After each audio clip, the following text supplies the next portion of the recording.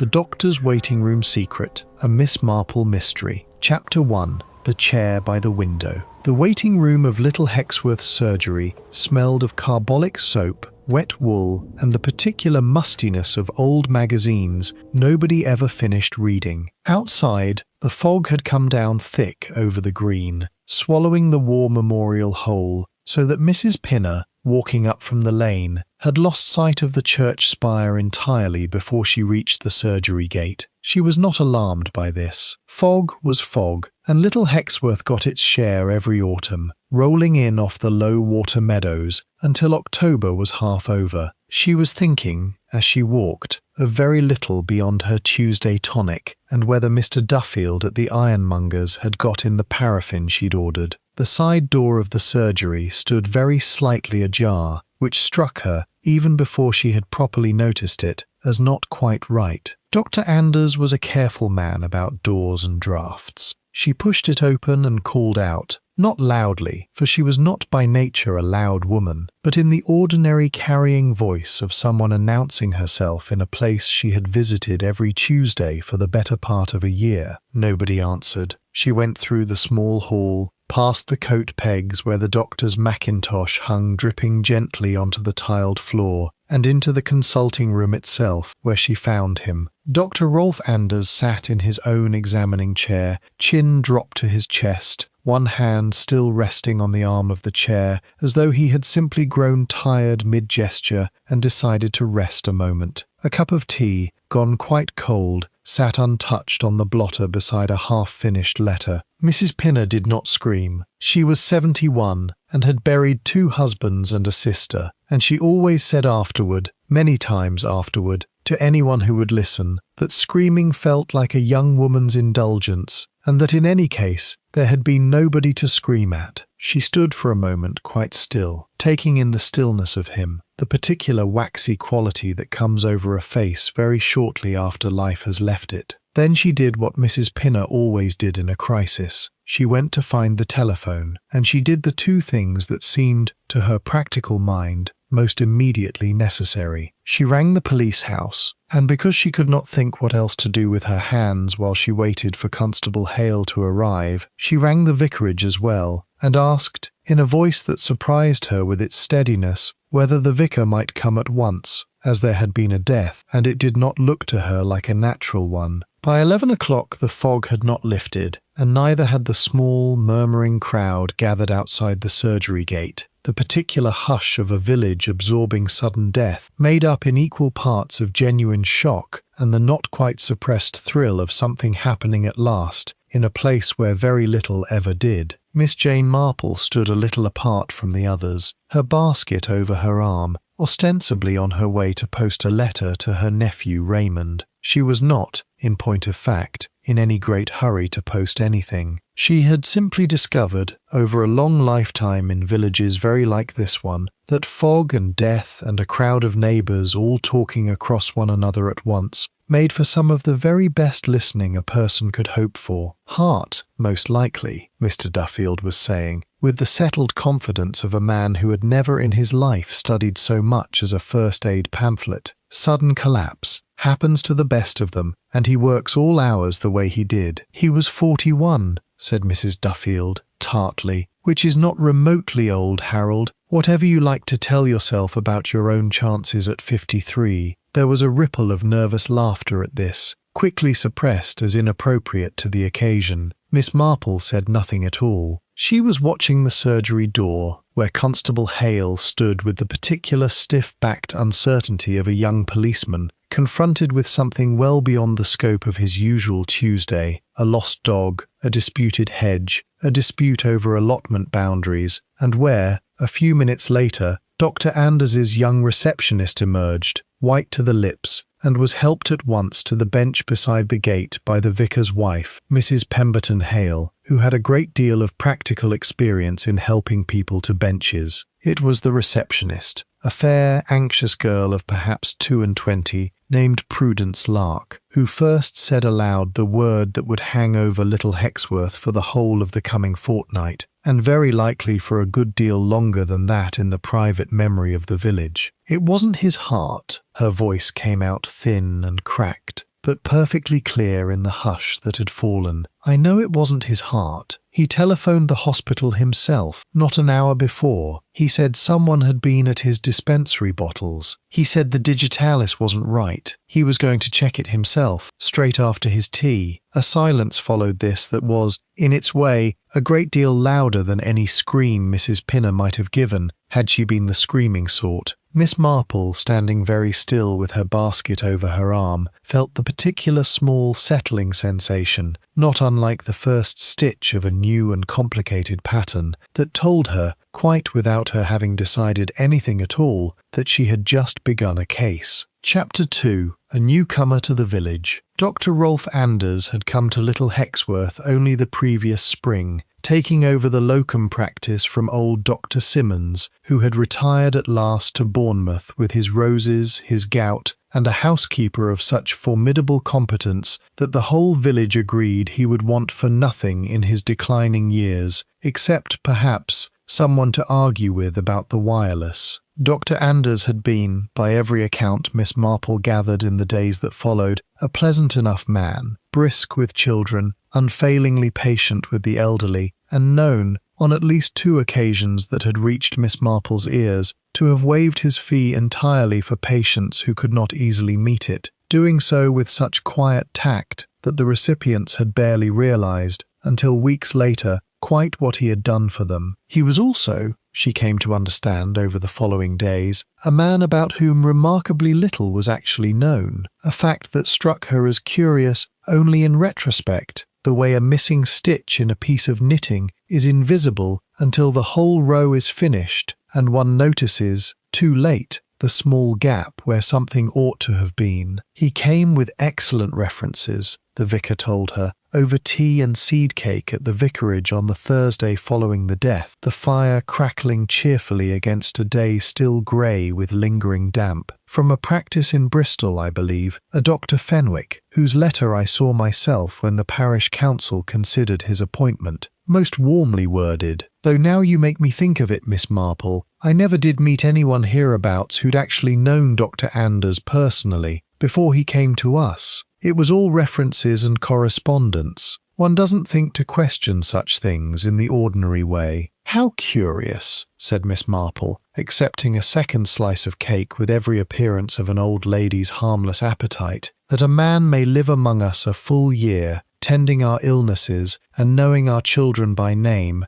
and still remain, in a manner of speaking, a perfect stranger. You make it sound almost sinister, put that way. Oh, not sinister at all, Vicar. Only very ordinary, I think. I have found, over a great many years of observing my neighbours, that most people remain strangers to one another in some respect or other, however long and however closely they may have lived side by side. It is generally only when something dreadful happens that we notice the gaps at all, the questions we never thought to ask, because there had never before seemed any reason to ask them. The gaps, in Dr. Anders's particular case, proved on closer examination to be considerable. He had, so far as anyone in the village could determine, no family who had ever visited or even written to him with any regularity. He received little post beyond medical journals and the occasional circular from a pharmaceutical supplier. He had rented, rather than purchased outright, the small house standing behind the surgery, and had furnished it with a spareness that suggested,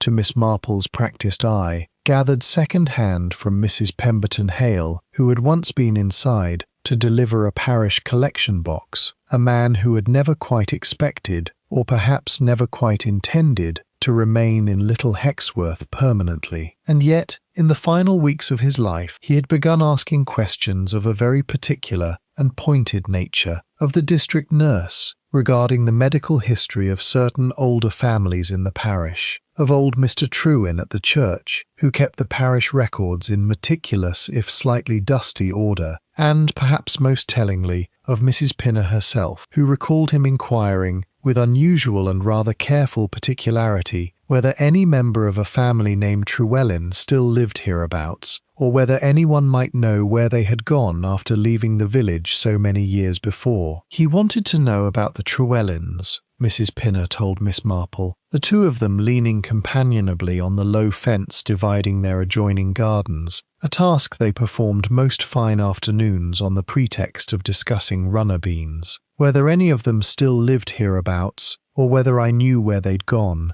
I told him no, they'd left after the trouble, and good riddance too, though I don't mind telling you, Miss Marple, I didn't say that last part quite so plainly to him. One doesn't, to a doctor one respects. What trouble was that, exactly, Mrs. Pinner? I confess I have never heard the story. Oh, it was all a very long time ago now, Miss Marple, before your time in the village even, and that's saying something, seeing as you've been here. How long is it now? Nearly 9 years, I believe, though it feels very much longer, in the pleasantest possible sense. Well, this was more than 20 years back. There was a young man of that family, Denny Trewellyn his name was, and he died very suddenly, out by the old quarry path beyond Hexworth Wood. There was talk at the time, a good deal of it, though nothing was ever properly proved, and the coroner brought in misadventure in the end, as coroners generally do when nobody can be certain of anything better. Miss Marple's needles, which had been moving with their usual steady rhythm through a row of perfectly ordinary plain knitting, paused for the briefest of moments, so briefly that Mrs. Pinner, absorbed in her own recollection,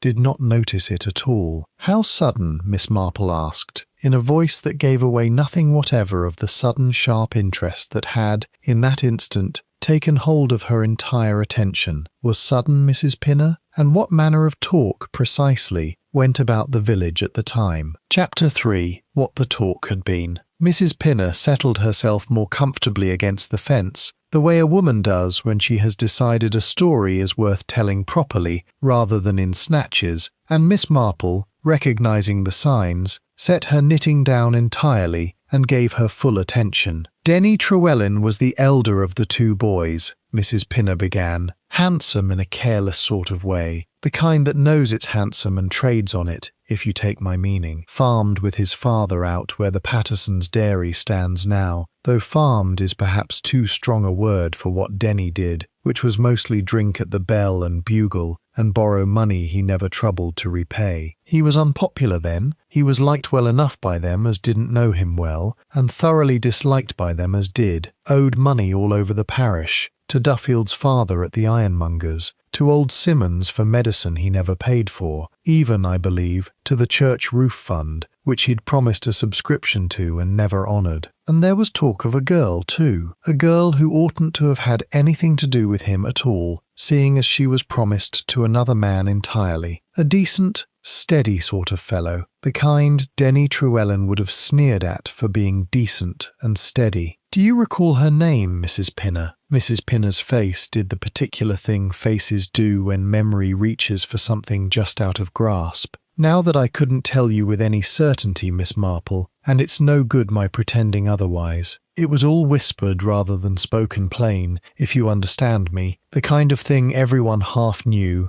and nobody quite said aloud, for fear of causing more trouble than it was worth. And the night he died, found at the bottom of the quarry path the next morning by one of the Patterson men going to check on a straying ewe. Neck broken, poor soul, and the path slick with the night's rain. He'd been at the Bell and Bugle till closing, so everyone agreed, and gone off toward home the long way, by the wood, which nobody could quite account for, seeing as it added the better part of a mile to his journey, and he was hardly a man for exercise. Unless, said Miss Marple thoughtfully, he had some particular reason for taking that path, an arrangement to meet someone, perhaps, away from the eyes of the village. That's precisely what was whispered at the time, though never in the coroner's hearing, you may be sure. Some said he'd been meeting the girl I mentioned. Others said it was a matter of the money he owed, that someone had grown tired of asking for it back and had settled the account a different way entirely. I never held that theory myself. Denny Trewellyn's debts were the kind that die with the debtor and trouble nobody further. Killing him would hardly have gotten anyone their money back. A very sound observation, Mrs. Pinner. Revenge for unpaid debts is, in my experience, a motive that sounds a great deal more satisfying in the telling than it generally proves in the doing. Murder is a great deal of trouble to go to for the mere satisfaction of having been owed money and remaining unpaid. That's just what I always thought, though I never had the words for it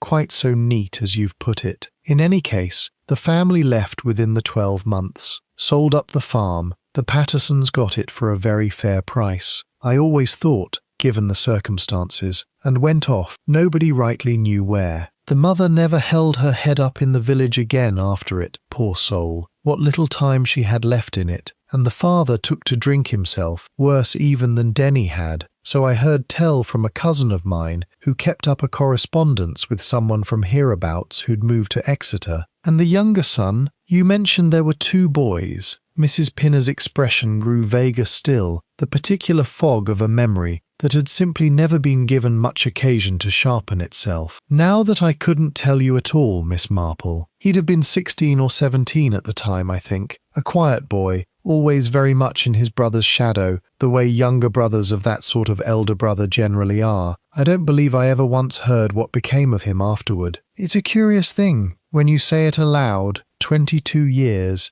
and I couldn't tell you the boy's Christian name if you paid me for it. Miss Marple sat with this for a long moment, her hands quite still in her lap, the fence rail cool beneath her fingers. Mrs. Pinner, she said at last, in the mild, almost idle tone she reserved for questions she considered of very particular importance, would you say that Dr. Anders, in his person I mean, the shape of his face, the set of his shoulders, the way he stood or moved, ever put you in mind of anybody at all? Mrs. Pinner turned to look at her properly now, with the slow, dawning expression of a woman to whom an obvious connection has just, for the very first time, been suggested. Now you put it that way, she said slowly. There was something, I couldn't have said what, not till this minute, but there was something about the way he held his head when he was thinking, a sort of tilt to it. But I never once thought of it before today, not in all the months he was among us. No, said Miss Marple softly, I don't suppose you would have. It is generally the way of these things, Mrs. Pinner, that we look directly at a resemblance for the better part of a year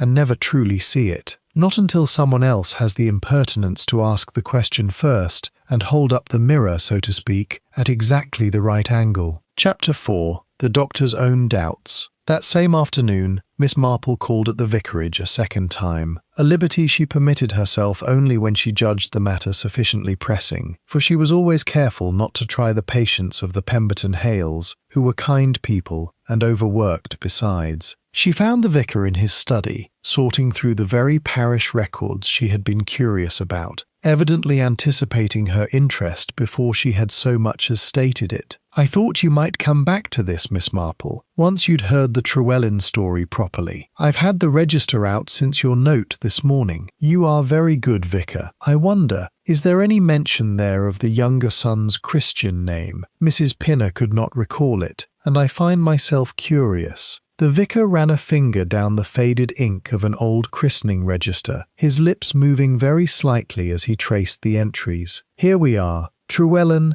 Denny, christened 1908, and below him, some 3 years later, the entry is a little smudged, I'm afraid. Damp must have gotten in the book at some point. Trewellyn, Emrys. Emrys, Miss Marple repeated softly, and something in her manner, a stillness, a particular quality of attention, made the vicar glance up from the register. Does that signify something, Miss Marple? It may signify a very great deal, Vicar, or it may signify nothing whatever. I find in matters of this kind that one must be exceedingly careful not to fit facts to a theory merely because the theory is an agreeable one to hold. But I confess the name interests me considerably. She paused. Tell me, was there anything else in Dr. Anders's manner in these last weeks that struck you as unusual? You knew him a little, I think, beyond the merely professional. We played chess together, now and again, on a Wednesday evening. He was a good player, better than I am, if I'm honest, though he was generous about it. The vicar set down the register and folded his hands. Now you ask, Miss Marple, there was something. The last 2 or 3 times we played, he seemed distracted. Not rude, you understand, never that, but as though some part of his mind were elsewhere,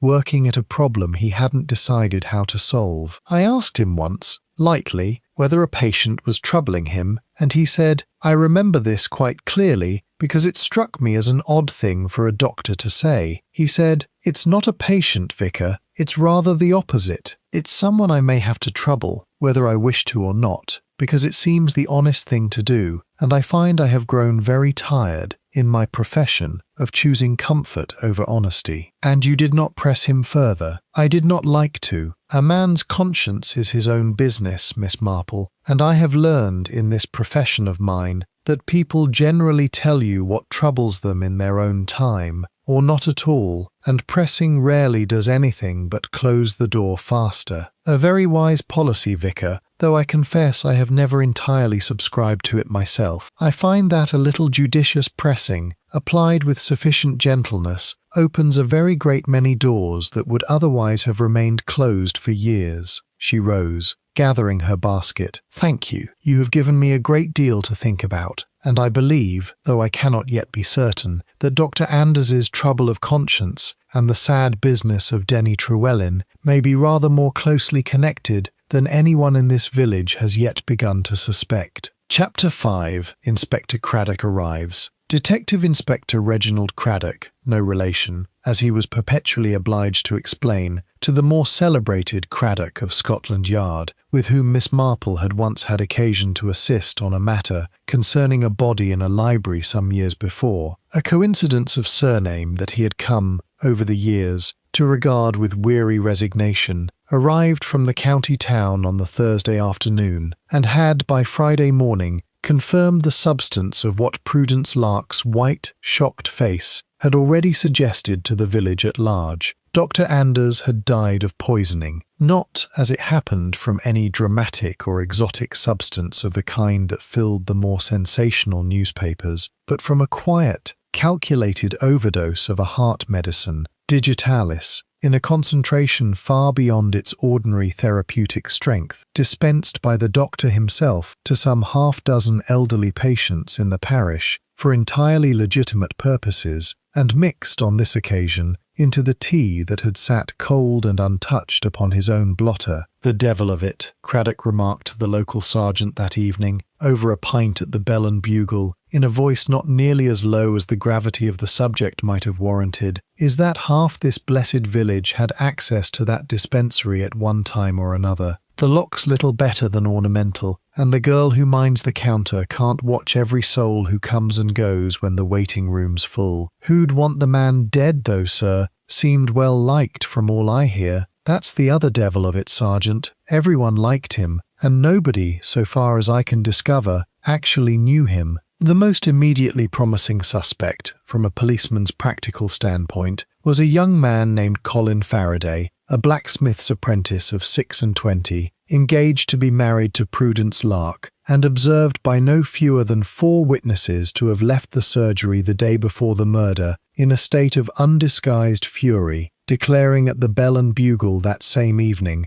loudly enough to carry to the whole tap-room, that he would see the doctor sorry for what he had done. What Dr. Anders had done, it transpired upon inquiry, was to have examined Prudence Lark rather more frequently and with rather more evident personal attention than her generally excellent health could readily be said to require. "I never touched his bottles," Colin told Craddock flatly, when questioned at the police house on Friday afternoon, his hands, large, capable, faintly scarred from the forge, clasped tight together on the table before him. "I wanted to hit him. I'll say that plainly, because it's true, and I'm not ashamed of it. If I'd wanted him dead, I'd have done it with my fists, in broad daylight, in front of the whole village, and taken what came to me after for it. I've no more idea how to get hold of poison than I have of flying to the moon, and I'll thank you not to think otherwise." It was, Miss Marple thought, when she heard the account second-hand from Mrs. Pemberton Hale that same evening,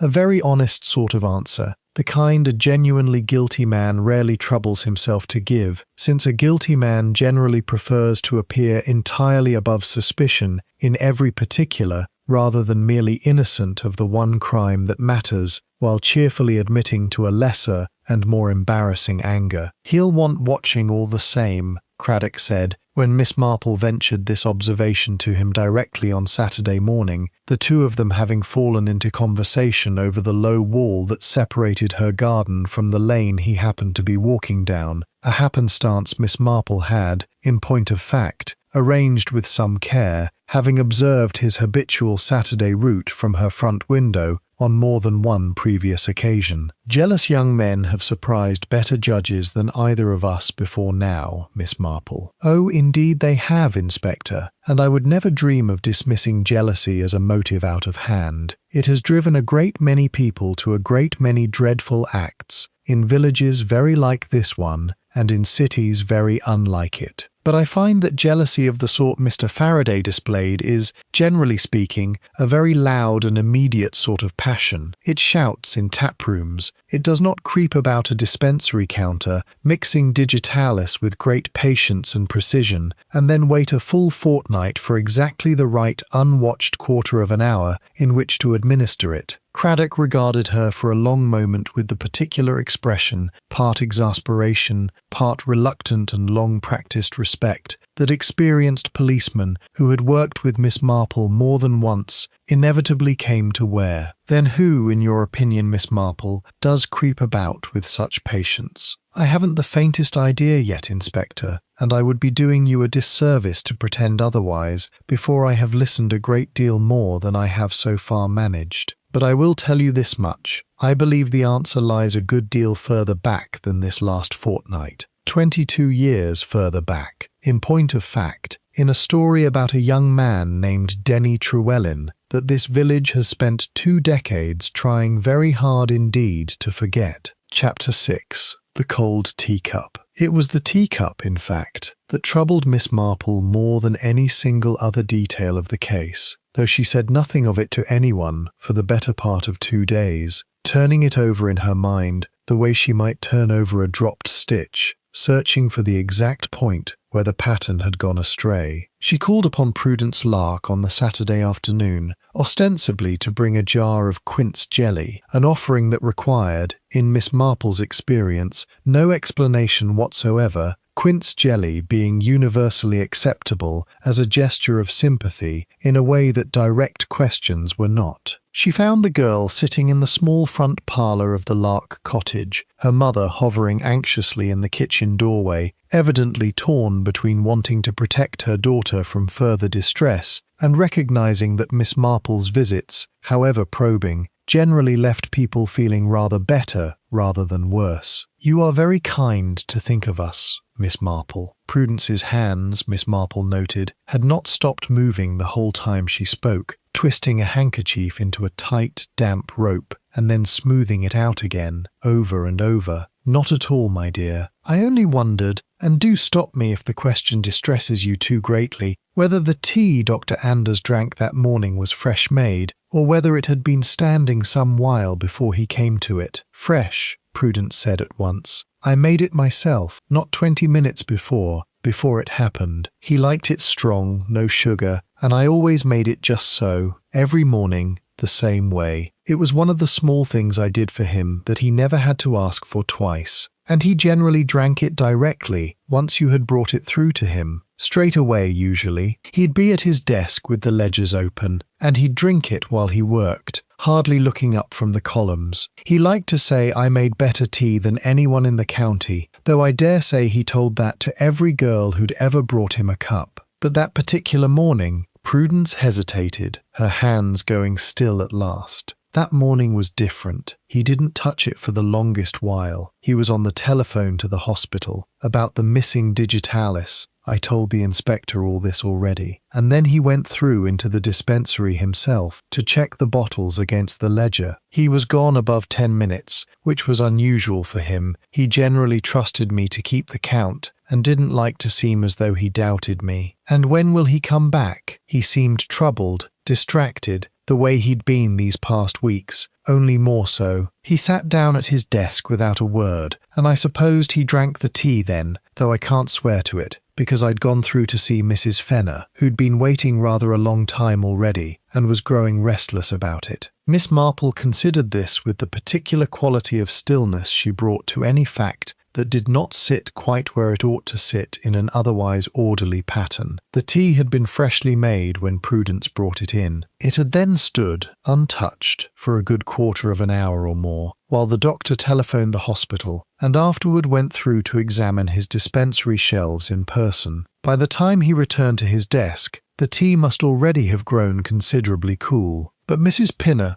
arriving to find him, had specifically remarked, and had repeated the remark to at least 3 separate people in the days since, Miss Marple had gathered, that the tea was quite cold, stone cold, as though it had been standing a very great while indeed, rather longer than the mere minutes that would have elapsed between his drinking it and his collapse. Digitalis, in so heavy and concentrated a dose as the post-mortem had revealed, worked with unpleasant swiftness once ingested, a matter of minutes, not of the better part of an hour, which meant, Miss Marple thought, setting her teacup down with great care upon its saucer, one of 2 things. Either the doctor had not drunk the tea at the moment Prudence supposed him to have done, some while later perhaps, after further delay that nobody had yet accounted for, or, and this possibility interested her a very great deal more, the tea had not been poisoned at the moment of its making at all, but afterward, while it stood cooling,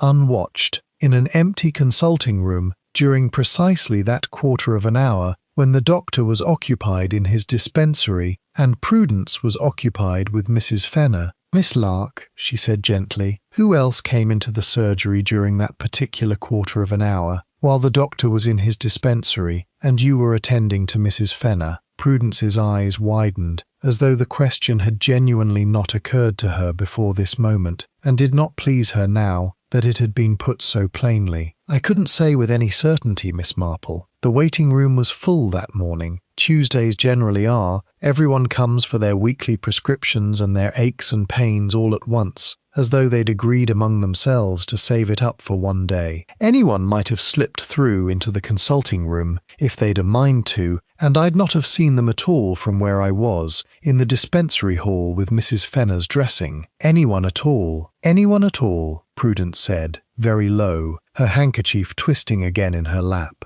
"That's what frightens me most, if I'm honest with you, Miss Marple. It could have been almost anybody in this whole village, and I'd never have known a thing about it until it was far too late to matter." Chapter 7. The Waiting Room List. That same evening, Miss Marple obtained, through the good offices of Mrs. Pemberton Hale, who had it from Constable Hale, who had it in turn from Inspector Craddock, in a moment of professional candour he would later have cause to regret, a full list of every patient recorded as having attended the surgery's waiting room on the fatal Tuesday morning. It was not, as such lists in a busy parish practice rarely were, a short one. Mrs. Pinner, for her weekly tonic, old Mr. Slocum, complaining, as he complained every fortnight without fail, of his chest, young Mrs. Feathers, with her infant's persistent cough. The verger's wife, Mrs. Yeoman, came to have a fresh dressing put on a scalded hand. Colin Faraday, who had come, most unusually for him, being a young man of robust health who visited the surgery perhaps twice a year at most, not for any medicine at all, but, as had already emerged, to have it out with the doctor over the matter of Prudence, and who had left again within some 5 minutes, angrier than when he'd arrived, and no better medicated for the visit. And, at the very foot of the list, a single further entry, noted in Prudence's own careful hand, "Gentleman, name not given, waited a while, left before being seen." It was this last entry that held Miss Marple's attention longest, though she gave no outward sign of it whatsoever, sitting as she was in her own parlour that evening, with the list spread before her on the small occasional table, her knitting entirely forgotten at her side. She called upon Mrs. Yeoman the following morning, a visit occasioned, she explained with perfect truthfulness, by a wish to inquire after that lady's scalded hand, of which Mrs. Pinner had spoken with some concern. "It's mending well enough, thank you, Miss Marple." Mrs. Yeoman held up the bandaged hand for inspection, with the slightly self-conscious pride of someone unaccustomed to being fussed over. "Dr. Whitmore, the new locum, sent up from the county hospital till a permanent replacement's found, says another week or so should see it right entirely. I am so glad, my dear. Scalds are such tiresome, lingering things. One never quite trusts the skin again for months afterward, even once it's healed over. Tell me, I only ask because I find I've been trying to piece together the whole sad morning in my own mind, and the details do blur so quickly once a shock has passed. You were in the waiting room that same Tuesday, I understand, along with a gentleman none of you seemed able to describe with much confidence." "That's right. Sat in the corner, he did. with his hat pulled low and a newspaper held up in front of him the whole while. Not the local paper, mind, but a Bristol one, which I only noticed because it struck me as an odd thing for a stranger to be carrying about a village he'd presumably never visited before. Did he speak to anyone at all while he waited?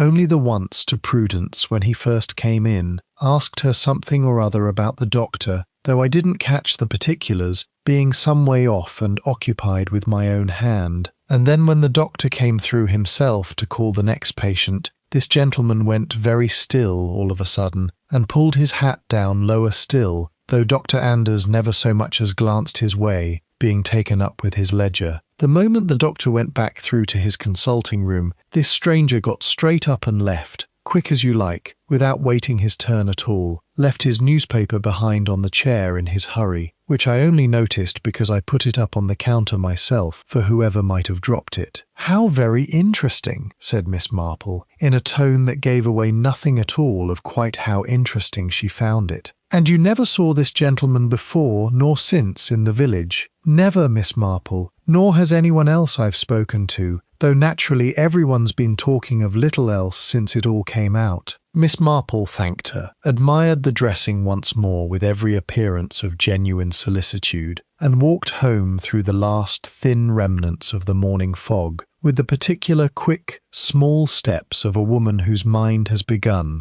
quietly and without the least outward fuss, to assemble a shape out of scattered and apparently unrelated pieces. For it was from Bristol, the vicar had told her only 2 days before, that Dr. Anders had come to Little Hexworth, bearing his excellent and warmly worded references, and it was in Bristol, so far as anyone in the parish had yet managed to establish, that nobody at all appeared to have known him personally, in any manner that went beyond the formal correspondence of professional recommendation. Chapter 8. A question for the council. By Monday, Inspector Craddock, who had by now spent the better part of a weekend listening to Miss Marple's carefully phrased observations with a mixture of professional scepticism and the reluctant, well-earned respect of a man who had learned not to dismiss her too quickly, had set a constable to trace the stranger's abandoned newspaper, and had, more usefully still, written to the medical council for a fuller account of Dr. Anders's professional history than the brief references originally submitted to the parish council some 18 months before. The newspaper yielded little beyond a partially completed crossword and a train timetable, folded open to the Bristol-Exeter line, with no date circled and no obvious appointment marked. The council's reply, arriving by Tuesday's second post, proved considerably more illuminating. Rolf Anders had indeed trained and subsequently practiced in Bristol, as his references had truthfully stated. But before that period, a fact conspicuously,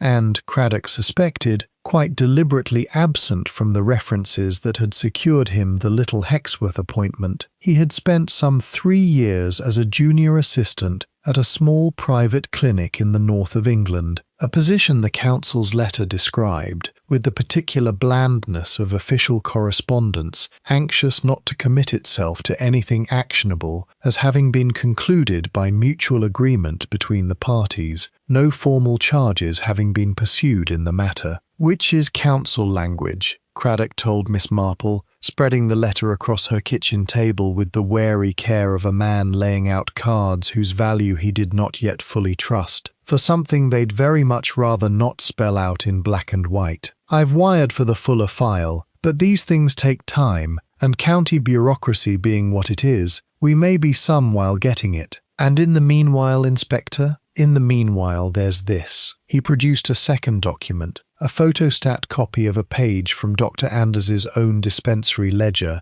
recovered from the surgery on the day of his death and examined, until now, chiefly for evidence of the missing digitalis, rather than for anything more personal. "The girl, Prudence Lark, keeps this faithfully enough. Every bottle counted in, every prescription counted out, the way she was trained to. Standard practice for any dispensing surgery. But 3 weeks before he died, Dr. Anders made an entry here, outside the ordinary ruled columns, in his own hand, and nobody thought to look at it properly until I went through the whole book myself yesterday evening." He turned the photostat toward her in a small, cramped, evidently hurried script. Quite unlike the neat, methodical entries surrounding it, were written 6 words that Miss Marple read twice before she spoke. "DT," confirmed. "Must think what is right." "DT," she said softly. "Denny Trewellyn, or I'll eat my hat," said Craddock. "Which would mean, Miss Marple, that your doctor hadn't merely been asking idle questions about a family gone from this parish for 20-odd years out of some passing curiosity. He'd found something out, confirmed something, in his own words, and he was troubled enough by whatever it was, 3 weeks before he died, to be still turning it over in his own conscience, wondering what the right course of action might be. And a man who has just confirmed something troubling about a death 22 years old," said Miss Marple slowly, "and who is wrestling openly with his own conscience over what is right to do about it. Such a man is generally, Inspector, a very serious danger to exactly one sort of person in this world. The person the confirmation concerns most directly." "Precisely so. Which means, I think, that we are no longer merely asking ourselves who disliked Dr. Anders sufficiently to wish him dead. We are asking, instead, who in this village had the very greatest reason to fear what he had just discovered about the death of Denny Trewellyn. And I believe, Inspector, that when we have properly answered that question, we shall find we have answered the other as well." Chapter 9. Colin Faraday's alibi confirmed. Inspector Craddock, whatever sympathy Miss Marple's reasoning had begun to earn from him, was not a man inclined to abandon a live, angry, demonstrably jealous suspect merely on the strength of an old ledger entry and a stranger's abandoned newspaper. He spent the greater part of Monday afternoon at the smithy, questioning old Bert Simmons and 2 other men who worked there, and came away, by his own admission, with Colin Faraday's alibi confirmed in every particular that mattered. He was at the forge from 8:30 the morning of the murder, straight through till gone noon, Craddock told Miss Marple that evening, over the tea she had, by now, come to keep permanently ready against his visits. 3 separate men saw him the whole while, in a temper right enough. Simmons says he nearly ruined a horseshoe, hammering it like he meant to kill someone with it, but never once out of their sight for longer than it takes to fetch a fresh bar of iron. Then I think we may set Mr. Faraday very firmly to one side, Inspector, and I confess I am glad of it. He struck me, on the one occasion I observed him, at church, the Sunday following, looking thoroughly wretched, as a young man whose anger, however genuine, burns itself out rather than smoulders. Such tempers rarely turn to poison. They turn, if anything, to fists, and are done with the matter inside the hour. That tallies with what Simmons said of him: good-hearted lad, bad temper, no patience whatsoever for planning anything more complicated than a horseshoe. Craddock accepted a second cup with visible relief at having one line of inquiry cleanly closed. Which brings us back to your Trewellyn business, Miss Marple, and I'll admit, I've come round to thinking you may be onto something, however little I like where it seems to be leading. Where does it seem to be leading, in your own estimation, Inspector? Towards someone who's lived quiet and respectable in this village for 20-odd years, and who's suddenly discovered that quiet and respectable isn't going to save them from an old debt coming due. And I'll tell you plainly, Miss Marple, I don't relish that kind of case. Give me a jealous blacksmith any day over some poor soul who spent 2 decades believing themselves safe. No, said Miss Marple, I don't relish it either, Inspector. I never do, but I find that relishing a thing has very little bearing on whether it is true, and a great deal less bearing still on whether justice ought to be done regardless. Chapter 10. The Stranger from Bristol Traced. It was Wednesday before the constable dispatched to Bristol returned with anything of substance, and what he brought back proved, in its way, as illuminating as the ledger entry itself. The Bristol Evening World, when traced through its distribution records, had been sold at a particular newsagent's stall near Temple Mead Station, and the newsagent, a sharp-eyed woman with an excellent memory for regular customers, recalled selling a copy some 10 days before the Little Hexworth murder to a gentleman who had, in the course of idle conversation while she made his change, mentioned that he was travelling down into the West Country to settle an old family matter, one way or another. Further inquiry, conducted with rather more patience than Craddock generally possessed, traced the gentleman to a modest boarding house near the station, where the landlady, after some persuasion and the production of Craddock's official card, consulted her register and produced a name. Mr. Arthur Pruitt, address given as Leeds. Pruitt, Miss Marple repeated, when Craddock brought her the name on Thursday morning. Now that is a name I do not believe I have yet heard mentioned in connection with the Trewellens. Nor have I, and it's put me rather at a loss. I don't mind telling you, I'd hoped for another Trewellyn, a cousin perhaps, or the younger brother himself, grown to manhood and come back to see what had become of the doctor who'd started asking questions about his family. Instead, we've a Pruitt from Leeds, and no clear notion at all of what he wanted with Dr. Anders. Miss Marple sat very still for a long moment, her needles motionless in her lap, the name turning over in her mind with the particular quality of attention she reserved for facts that refused, at first encounter, to fit neatly into the shape she had begun to construct. "Inspector," she said slowly, "I wonder whether you would be so very kind as to inquire, through your Leeds colleagues, whether the name Pruitt has any connection to a private clinic in the north of England, the very clinic, perhaps, at which Dr. Anders was once employed as a junior assistant, under circumstances the medical council was so reluctant to describe in any detail." Craddock's eyebrows rose. "You think this Pruitt fellow is connected to whatever went on up there, rather than to the Trewellyn business at all? I think, Inspector, that I have perhaps been too hasty in assuming that Dr. Anders's troubled conscience concerned only the Trewellens, merely because that was the first thread I happened to pull. It may be that there are two threads here, not one, and that they have become tangled together only because both, in their different ways, lead back to the same unhappy period in Dr. Anders's own professional past." The reply, when it came by telegram late that same afternoon, confirmed a connection that reshaped, in one stroke, the whole careful structure Miss Marple had been building. Arthur Pruitt was the brother of a woman who had, some 18 years before, been a patient at the very clinic in question, treated, according to such records as remained accessible, for a severe nervous collapse, under the care of a junior doctor whose name the surviving files recorded, in a hand grown faint with age, as R. Anders. "A nervous collapse," Miss Marple murmured. When Craddock read her the telegram's contents over the telephone that evening, Miss Marple, having no wireless of her own reliable enough for such purposes, and preferring in any case the intimacy of a proper conversation. 18 years ago, "Inspector, I wonder very much what manner of shock, precisely, might drive a young woman to a nervous collapse severe enough to require treatment at a private clinic, and I wonder whether that shock might not have occurred rather closer to home than Leeds." "You're thinking of the Trewellyn business again." "I am thinking, Inspector, that a young woman entangled unhappily with a man who died suddenly and violently, a young woman who might have been present, in some capacity, at the very moment of his death, is precisely the sort of person who might, in the aftermath, suffer a collapse severe enough to require the kind of care only a private clinic could provide. And I am wondering whether Nurse Pruitt's sister, treated by a Dr. R. Anders some 18 years ago, might not turn out to be the very girl Mrs. Pinner mentioned to me, the girl who oughtn't to have had anything to do with Denny Trewellyn at all." Chapter 11. The Second Shock. The second shock, when it arrived the following Tuesday, a full week after Dr. Anders's death, came not in the form of another death outright, but very nearly one,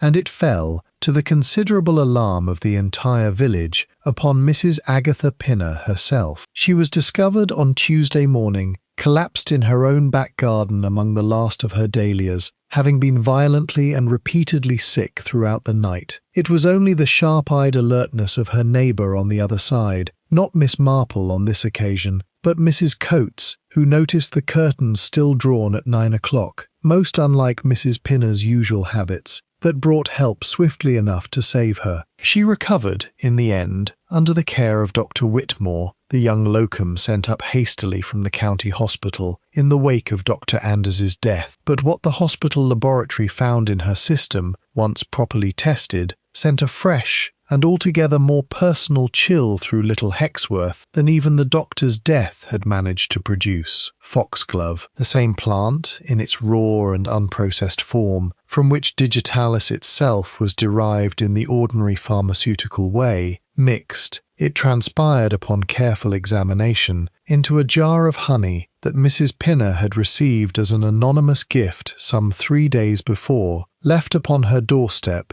with nothing more than a small unsigned card reading with good wishes. She'd been talking of little else but the Trewellens for a fortnight, Miss Marple said to Craddock, the two of them standing together in Mrs. Pinner's small front garden while the constable dusted, with more diligence than optimism, for fingerprints that Miss Marple privately suspected would yield nothing at all, gloves being so very easy a precaution for anyone sufficiently forewarned and sufficiently frightened. She was the one, Inspector, who first told Dr. Anders about the Trewellyn family, and she has been discussing the old business with half the parish since his death, myself very much included. Whoever stands behind all this has grown afraid, I think, that she remembers a great deal more than is safe for them, or will remember it, given sufficient time and sufficient prompting from her own neighbour's idle curiosity, or that she'll blurt out something significant without even realising its importance. Craddock said grimly, watching the constable work. It's not the knowledge itself that's dangerous to whoever's behind this, Miss Marple. It's the mere threat of its surfacing. Anyone who pokes at that old business, it seems, ends up in genuine danger before very long. Which tells us, Inspector,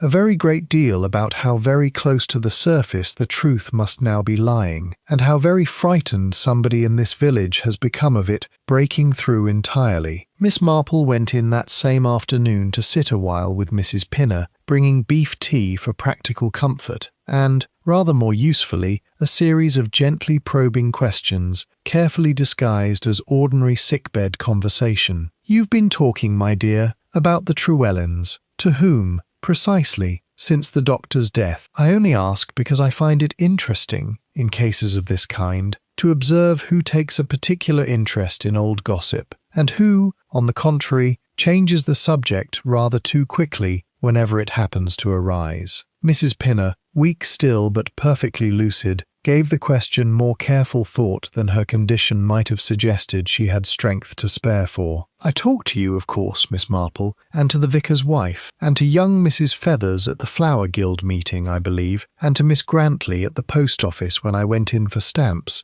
and I fancy I mentioned it to Dr. Whitmore too, though he'd only just arrived in the parish, and can't have cared a great deal about ancient local history. And did any one of them, Miss Marple asked, in the mild, unhurried tone she reserved for the questions she considered most vital of all, seem more troubled by the subject than simple curiosity would readily explain? Mrs. Pinner's brow furrowed with genuine effort. Now you put it that way, Miss Grantley did go rather quiet. Now I think about it properly. Change the subject sharply, to ask after my roses, which isn't like her at all. She's not generally one for garden talk. I thought nothing of it at the time, being taken up with my own chatter, but it does seem odd, looking back. Miss Grantley, Miss Marple repeated softly, tasting the name for whatever hidden significance it might carry. Now that, Mrs. Pinner, is very interesting indeed, though I must confess I am no longer entirely certain it is interesting in the direction I first supposed. Chapter 12. The postmistress, Miss Emily Grantley, had run the little Hexworth post office for as long as anyone could readily remember. A spare, quiet woman somewhere in her late 30s, fair hair scraped rather severely back from a face that gave away very little, and famous throughout the parish for a discretion so complete that even the most inveterate gossips had long since given up trying to draw anything of substance from her. It was this very discretion, Miss Marple reflected on Friday morning, walking down toward the post office with a parcel she did not, in truth, urgently need to send,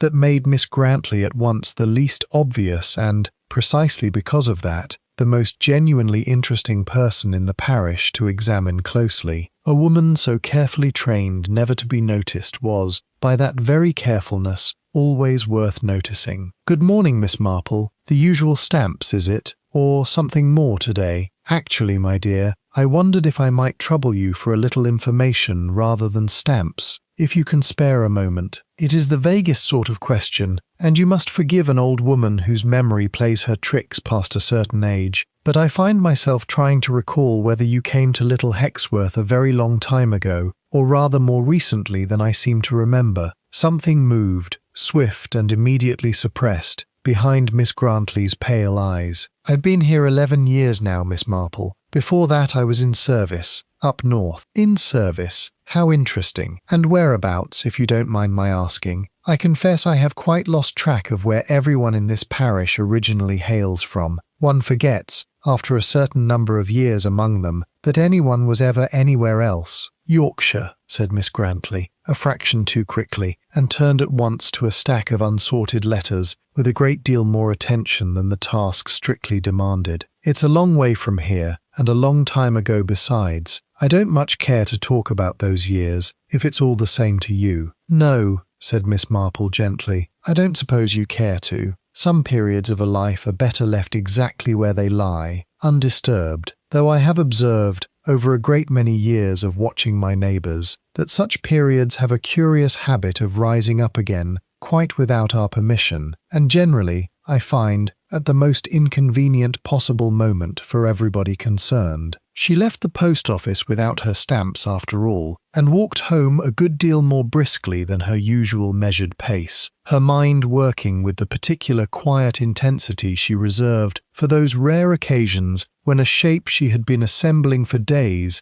suddenly threatened to come apart entirely and reassemble itself into something else altogether. That evening she wrote a careful note to the vicar, asking once again whether the parish christening records might be consulted a second time, this time for any entry, however faint or however smudged, that might connect the name Grantley with the parish, or with the north of England, in any year prior to Miss Grantley's arrival 11 years before. The vicar's reply, delivered by hand the following morning, was disappointingly brief. There was no record of any Grantley in the Little Hexworth registers before Miss Grantley's own arrival. Whatever her history, it had begun, so far as this parish's records could establish, entirely elsewhere. Miss Marple sat with the vicar's note for a long while by her fire that evening, and found herself obliged to do something she disliked doing, though long experience had taught her it was frequently necessary. She set aside, temporarily and with considerable reluctance,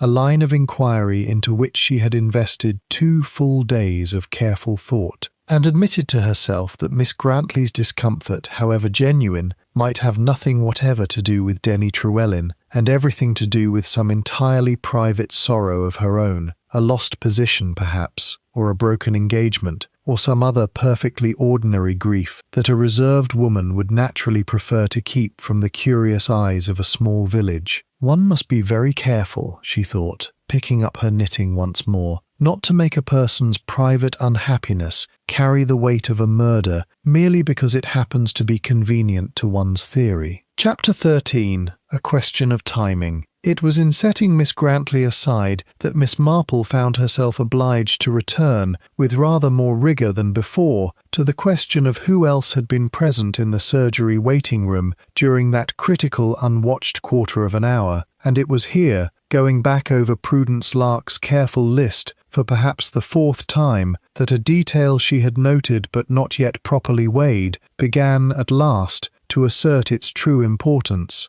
Mrs. Yeoman had come to the surgery that Tuesday morning to have a dressing changed on a hand scalded, by her own account, the day before, the Monday, in a kitchen accident involving a kettle. Miss Marple had accepted this explanation without particular scrutiny at the time, as one accepts 100 small, ordinary facts in the course of village conversation. But sitting now with the full waiting-room list spread before her, and turning over in her mind everything Mrs. Pinner had told her of a girl entangled unwisely with Denny Trewellyn 22 years before, a girl promised to another, a girl whose name nobody in the village now seemed able to recall with any confidence, Miss Marple found herself considering Mrs. Yeoman with an attention she had not previously thought to apply. Nancy Yeoman was, by any reasonable estimate, somewhere in her early 40s, precisely the age a girl of 18 or 19, entangled with Denny Trewellyn in 1932, would now have grown to be. She had married the verger, Thomas Yeoman, a decent, steady, unremarkable man of exactly the sort Mrs. Pinner had described the promised fiancé as being, and she had been present in the surgery waiting room, injured hand and all, during the very quarter of an hour when the doctor's tea had stood cooling, unwatched, upon his desk. Miss Marple called upon her the following afternoon, ostensibly to inquire further after the healing hand, and found Mrs. Yeoman sitting somewhat listlessly by her kitchen window, her usual brisk and capable manner subdued into something more careful, more watchful than Miss Marple had previously observed in her. "It's healing well enough, Miss Marple. Thank you for asking again. Dr. Whitmore looked at it only Tuesday last and says another week should see it entirely right. I am so glad, my dear. Scalds are such tiresome, lingering things. One never quite trusts the skin again for the longest while, even once it has properly healed over. Tell me, how did you come to do it? You never did say, precisely, the last time we spoke. Kitchen accident, the kettle. The answer came smoothly enough, but with the particular worn quality of a phrase repeated many times already, until it had grown a shallow groove of its own from constant use. How very unfortunate. And this was Monday, I think you said, the day before poor Dr. Anders's death? That's right. Mrs. Yeoman's fingers, Miss Marple noted, had gone quite still against the edge of the dressing, so that you attended the surgery on Tuesday morning, the very day of the murder, already carrying this injury from the previous day. I find I am trying to place the whole dreadful sequence properly in my own mind, you understand. It is remarkable how quickly the fine details of a shock begin to blur once a few days have passed. That's right, Mrs. Yeoman said again, more shortly this time. I wonder, said Miss Marple, in the mild, wandering tone she reserved for the questions she considered of the very greatest importance, whether a scold from an ordinary kettle produces quite the same sort of mark as, forgive an old woman her odd notions, my dear. My mind does run on peculiar tracks these days, as a burn sustained from handling something rather more directly over a naked flame. My own mother scalded her wrist quite badly once, from a kettle, and the mark was always broader than I believe I glimpsed beneath your own dressing the other day. Narrower, that one seemed to me, almost as though from something held quite deliberately to a flame, for some particular purpose, rather than merely splashed by accident. The colour left Mrs. Yeoman's face with a swiftness that told Miss Marple, far more surely than any words could have done, precisely how near her wandering observation had struck. I don't know what you mean to imply, Miss Marple. The words came out clipped, defensive, entirely unlike the ordinarily steady voice of a woman merely being questioned about a kitchen mishap. I am not implying anything whatsoever, my dear, said Miss Marple, very gently. I am only an old woman who has learned, over a great many years, to notice small things, and who finds that a burn sustained from destroying a letter over a candle flame, a letter one is very anxious indeed that no other living soul should ever read, tends to leave a mark remarkably different in character from a splash of boiling water taken from a kettle. I do hope most sincerely that I am mistaken in this instance. I generally hope that, in matters of this kind, it so very rarely turns out, I am sorry to say, that I am. Chapter 14. What Nancy Yeoman would not say Mrs. Yeoman did not, on that particular afternoon, confess to anything at all. She sat very still at her own kitchen table, her uninjured hand gripping its edge with white-knuckled tightness, and said, after a long and heavy silence, only, I think you had better go, Miss Marple, in a voice that shook badly despite her evident effort to keep it steady. Miss Marple went, without pressing further. She had learned over many such conversations precisely how far a silence could be safely pushed before it hardened into permanent refusal rather than eventual confession. But she did not walk home directly. Instead, she called at the vicarage once more and asked the vicar whether he happened to recall Nancy Yeoman's maiden name and whether it appeared anywhere in the parish records from the relevant period. 22 years before. The register, when consulted, gave up its answer readily enough. Nancy Pruitt, married to Thomas Yeoman in the spring of 1933, some 6 months, Miss Marple noted with quiet significance, after Denny Trewelyan's death the previous autumn. Pruitt. The name struck her with the particular force of a stitch finally, satisfyingly falling into its proper place after a long search across a badly tangled row. Arthur Pruitt, the stranger from Bristol, the man who had come merely to look at Dr. Anders's face and confirm, apparently, some old suspicion before vanishing again without a word spoken. A brother, perhaps, or a cousin, to the very Nancy Pruitt who had become, 21 years before, Nancy Yeoman. She sat down heavily in the vicar's own study chair, quite forgetting for a moment that it was not hers to sit in, and allowed the whole shape of the matter to settle at last into something approaching completeness.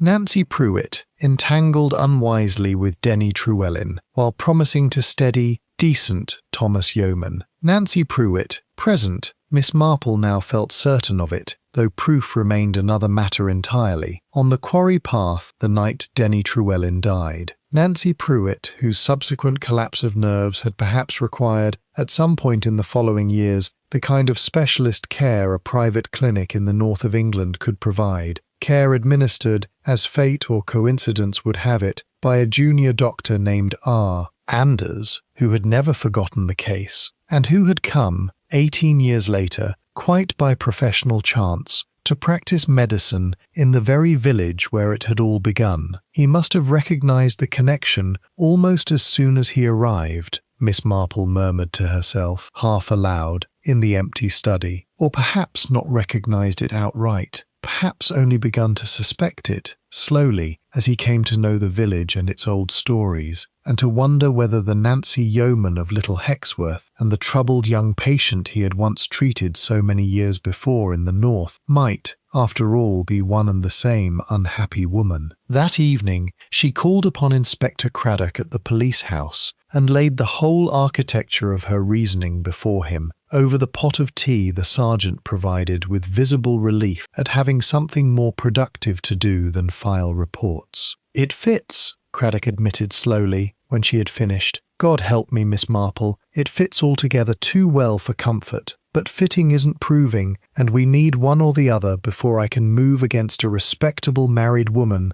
on the strength of a burn mark and a maiden name." "Then I think, Inspector," said Miss Marple, setting down her cup with quiet decision, "that we must arrange matters so that Mrs. Yeoman is given an opportunity to provide us with one, under circumstances where she believes herself sufficiently safe to speak, and yet frightened enough at the same time that she finds she genuinely needs to." Chapter 15. The Flower Guild Meeting. It was Miss Marple's own suggestion, offered with such apparent mildness, that Craddock did not at first fully appreciate how carefully it had been constructed, that the ordinary Thursday meeting of the Flower Guild should proceed exactly as scheduled, in the church hall, with every principal figure in the case gathered together under the entirely unremarkable pretext of arranging chrysanthemums and late dahlias for the coming harvest festival. Mrs. Pinner attended, still somewhat pale from her recent illness, but far too determined a woman to miss a guild meeting, merely on account of having very nearly been poisoned. Prudence Lark came too, with Colin Faraday, waiting rather anxiously just outside the hall door, unwilling to leave her entirely alone, even for an afternoon of flower arranging. Miss Grantley came from the post office, having closed a little early, her manner as reserved and watchful as ever, though Miss Marple, catching her eye once across the trestle table, felt a small, private pang of guilt for the 2 days she had spent suspecting this quiet,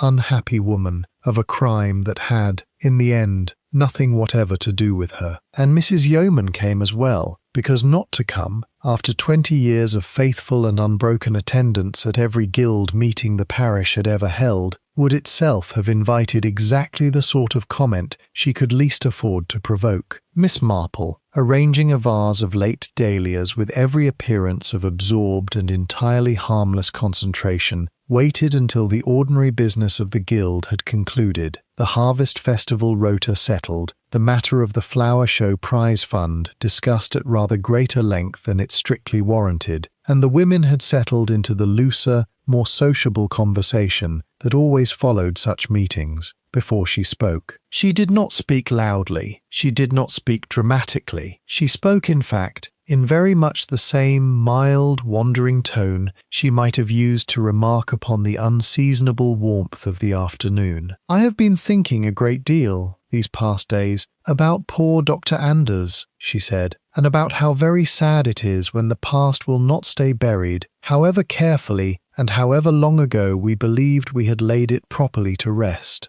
I wonder whether any of you have considered how frightening it must be for someone, I mean someone who has spent 20 years believing a dreadful youthful mistake to be safely and permanently forgotten, to discover, quite without warning, that a new doctor come to the village has begun, entirely innocently, asking exactly the questions that old mistake could least afford to survive." The hall had gone very quiet. Mrs. Pinner's hands stilled upon the dahlia stems she had been trimming. "I don't believe it was ever meant to be murder, you know," Miss Marple continued, gently, almost as though thinking the matter through aloud for her own benefit rather than anyone else's. "I believe it began as nothing more than a moment of desperate, overwhelming fear. Fear of exposure, fear of ruin, fear of a truth carried alone in silence for far too many years to be borne calmly when it suddenly threatened to surface at last. I think whoever took that digitalis from the dispensary shelf did so almost without properly deciding to at all, the way a drowning person snatches at whatever lies nearest to hand,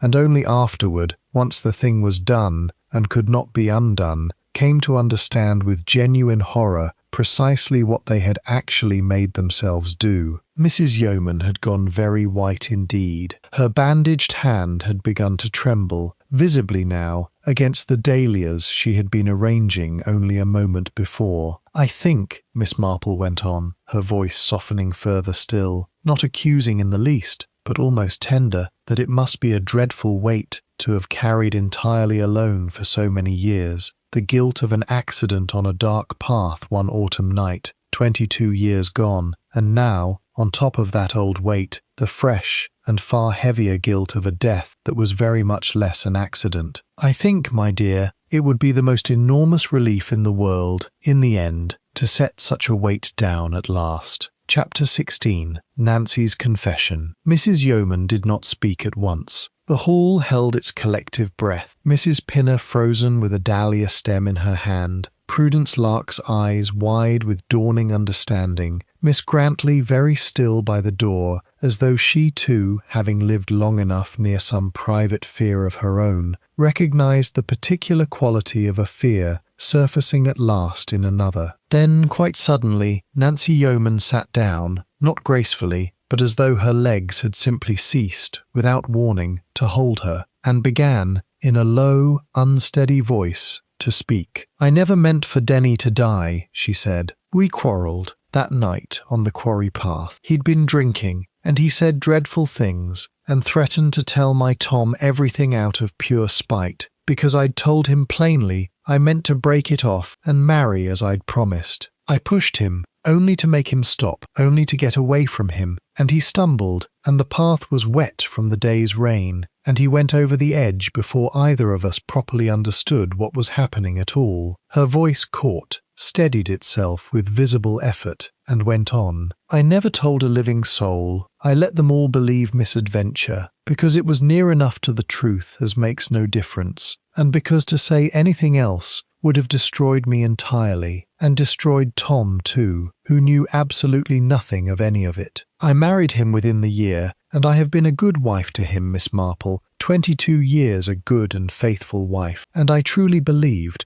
I promise you I believed it with my whole heart, that the whole dreadful business had been buried at last, along with Denny, in the churchyard. And then Dr. Anders began asking his questions," Miss Marple said gently, not as an accusation, but as a bridge, offering the next step of the confession, as one might offer a hand across difficult ground. "He came to me himself, a fortnight before he died. Very quiet about it, very kind, in his way. He said a colleague of his, years before, had once treated a young woman for a severe nervous collapse, under circumstances that had troubled him a great deal once he came to this village and began to hear the old talk of the Trewellyn boy who died on the quarry path. He said he didn't wish to bring scandal upon anyone. He was most particular about that, Miss Marple. I want you to know he was gentle about it, but that his own conscience wouldn't let the matter rest unspoken entirely. He said he meant only to write to the coroner's office, to have the old record properly looked at again. Nothing more dramatic than that, he said. And you were afraid, even so,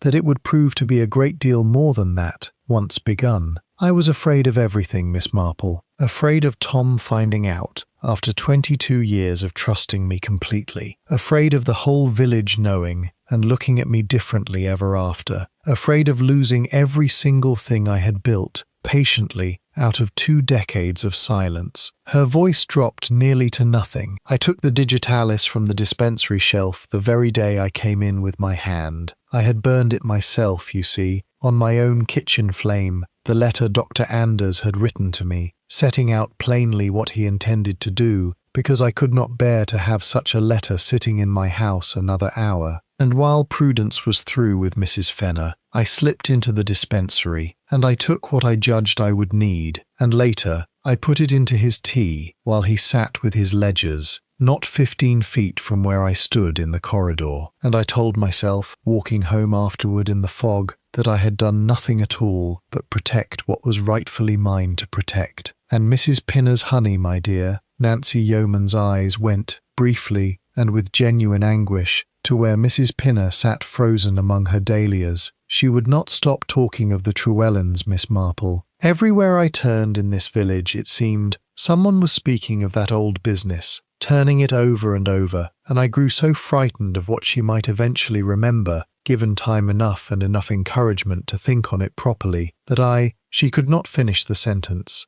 I am so sorry, Agatha. I am so very, very sorry. Chapter 17. The Truth of It. Inspector Craddock, who had been waiting at Miss Marple's careful arrangement in the small vestry just off the hall, came through at this point with a quiet, unhurried gravity that required no dramatic flourish of his own, and the thing that had hung so heavily over little Hexworth for a fortnight was, in its essential facts, at last complete. Later, walking home together in the last grey light of the autumn evening, Craddock fell into step beside Miss Marple, his hands thrust deep into his coat pockets, his manner unusually subdued for a man who had, by any professional measure, just concluded a difficult case with conspicuous and rapid success. I don't relish this one, Miss Marple, and that's the plain truth of it. A woman who's spent 20 years being a good wife and a good neighbour, undone at last by one dreadful night when she was scarcely more than a frightened girl. No, said Miss Marple, I don't relish it either, Inspector. I never do, though I have had, I am sorry to say, a certain amount of practice in these matters by now. I think what troubles me most is not that Nancy Yeoman did a wicked thing 22 years ago and again a fortnight past, but that she might, quite easily, have been almost any one of us, faced with the same terror of exposure and the same silence stretching back so very far that it had come, over the years, to feel almost like innocence itself. That's a generous way to speak of a poisoner, Miss Marple. It is not generosity, Inspector. It is only observation, gathered over rather a long life spent watching my neighbours closely. Human nature does not change a great deal, whatever the particular village, whatever the particular age. Fear does the most dreadful things to entirely ordinary people, far more dreadful things, very often, than wickedness alone could ever manage on its own. Dr. Anders meant her no harm at all, I believe, in the end. He meant only to see an old wrong looked at honestly at last, after so many years spent deliberately in the dark. And it was that very honesty of his, that gentleness even, in the way he went about it, which frightened her, in the end, into believing she had no choice left to her at all. They walked on a little further in companionable silence, the last of the fog lifting slowly from the green ahead of them. What will happen to her now, do you suppose? That is a matter for the judge and jury, Inspector, not for me. I have only ever undertaken to discover the truth of what actually happened. What is done with that truth, once it has been properly found,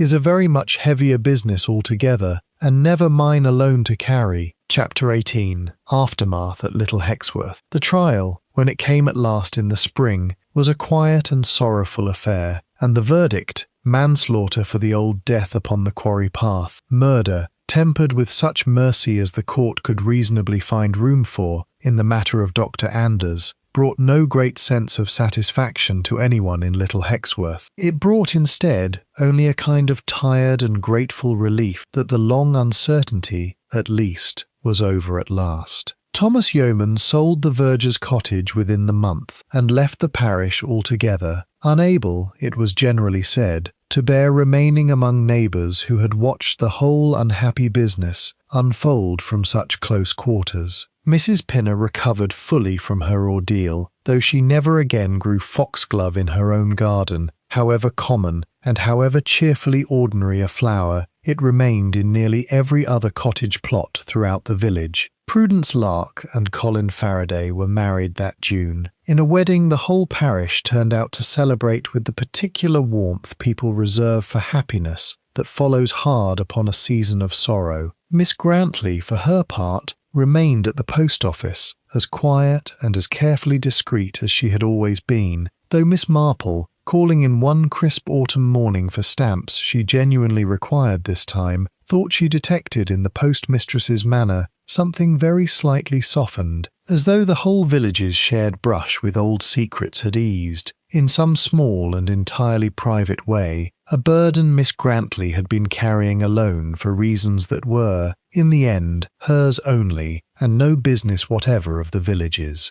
"It is a curious thing," Miss Marple remarked to Mrs. Pemberton Hale some weeks later, over tea taken in the vicarage garden, the last of the season's roses still holding gamely against the first hint of coming frost. "How very much unhappiness comes, in the final accounting, not from wickedness at all, but from the simple fear of being found out in some old, entirely human failing, a moment's anger, a moment's foolishness, that need never have destroyed anybody at all, had it only been faced honestly at the time it happened, rather than buried away and left to grow monstrous, slowly, in the dark." "You make it sound almost sad for her, Miss Marple, rather than for poor Dr. Anders." "Oh, I am sad for them both, my dear, in rather equal measure. That is, I think, the particular trouble with coming to understand people, as well as I have had the misfortune to learn to do over so many years. One finds it exceedingly difficult, in the end, to hate anybody properly at all, only to grieve, quite thoroughly, for all the dreadful things that ordinary fear can drive an entirely ordinary person to do, given enough silence, and enough passing years, and nobody sufficiently brave or sufficiently kind to ask the right question at precisely the right time." The fog had long since lifted from Little Hexworth by then, and the village green stood bright and entirely ordinary beneath a pale autumn sun, as though nothing at all remarkable had ever happened there, which was, Miss Marple reflected, folding her hands quietly in her lap and watching the last of the season's swallows gather themselves for their long flight south, very much the way of villages everywhere, and very much, when one came down to the heart of the matter, the way of human nature too.